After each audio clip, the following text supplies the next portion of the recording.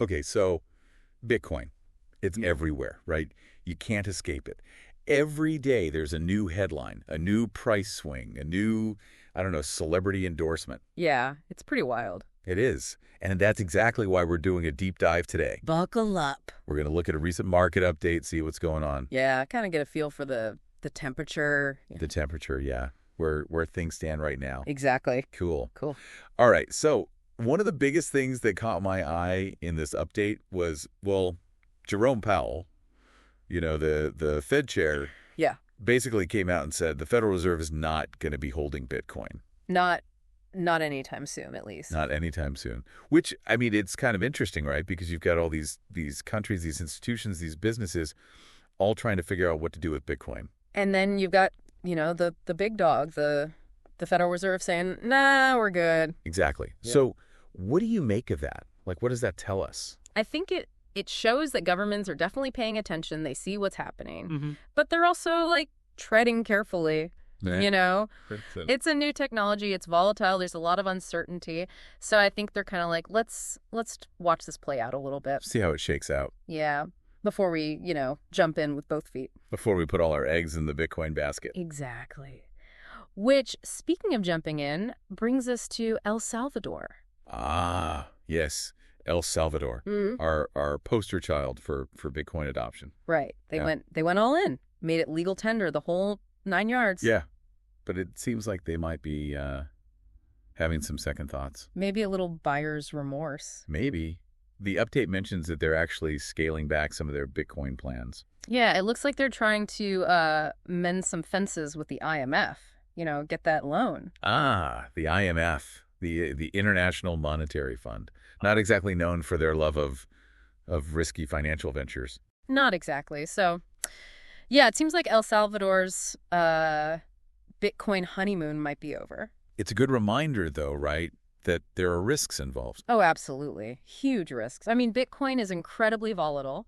And when you tie your country's economy to something that volatile, well, things can get messy pretty quickly. That's a good point. Okay, so we've got the U.S. being cautious, El Salvador maybe backpedaling a little bit, but then you've got Hong Kong doing the complete opposite. Right. They're like, come on in, crypto, the water's fine. They're trying to become like the crypto hub of the world, right? It seems that way. Approving more and more crypto exchanges, making it easier for people to buy and sell crypto. They're really going for it. It's a bold strategy, that's for sure. Yeah. But I guess it could pay off big time, too. If they become the go-to place for crypto, they could attract a lot of investment, a lot of talent. Absolutely. But it's not without risks. I mean, there's always the possibility of, fraud, money laundering, all that. Yeah, that's the dark side of anything new and exciting, I guess. Yeah. Someone always tries to take advantage. It's like a law of the universe or something. Probably. So, okay, we've got governments doing their thing. But what about businesses, like regular everyday businesses? Are they getting in on the Bitcoin action? Oh, yeah, definitely. The update even mentions some luxury brands like Hublot, Gucci, Balenciaga. They're all starting to accept Bitcoin payments. Seriously. Wow.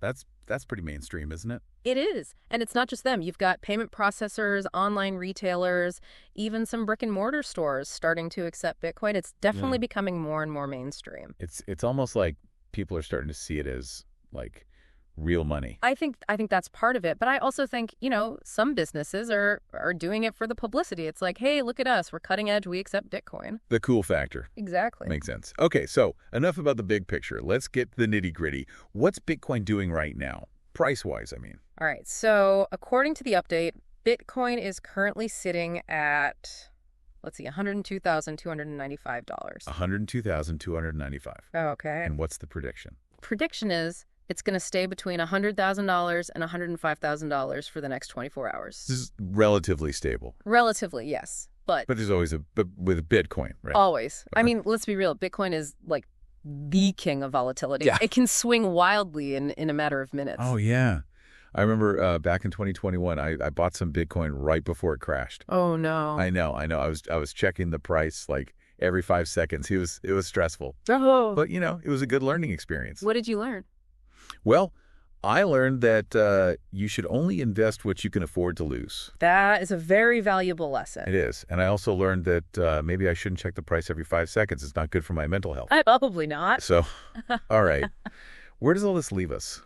I think the key takeaway here is that Bitcoin is still very much a work in progress. It's got a lot of potential, but it's also got a lot of risks. And Yeah. it's really shaking things up. I mean, governments, businesses, individuals, everyone's trying to figure out how to deal with it. It's like the Wild West of finance, It really is. which is exciting, but also kind of scary. Totally. But here's a thought. Imagine for a second that Bitcoin or something like it becomes like the main way we use money. Whoa. Okay. Like, what would that world look like? How would that change things? That's a big question. It is. Would it make things more fair? Would it give more power to individuals? Or would it just create a whole new set of problems? I don't know. I don't have the And answer. neither do I. But it's something to think about, right? It is. Yeah. It definitely is. And, that's what we're all about here, getting people to think. Exactly. So keep exploring, keep learning, keep asking questions, and maybe, just maybe, we'll all figure this thing out together. Here's hoping.